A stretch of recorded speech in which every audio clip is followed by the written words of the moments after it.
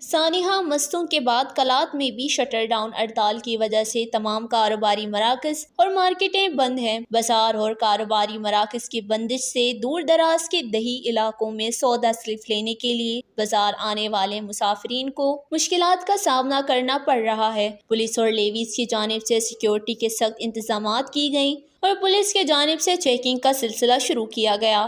اس دوران اہل سنت جماعتوں کے سربراہان کی جانب سے مستونگ واقعے کے خلاف ریلی مظاہرہ کی گئی۔ مظاہرین نے مستونگ میں عید میلاد النبی کے جلوس پر دہشت گرد کے حملے کی شدید مذمت کی اور کہا کہ اس مبارک دن پر معصوم لوگوں پر عملہ بدترین ظلم ہے۔ ملک دشمن عناصر 12 ربیع الاول کے جلوس میں عاشقان مصطفیٰ کے جلوس میں موجود بچوں اور بزرگوں پر رحم نہ کھا سکے۔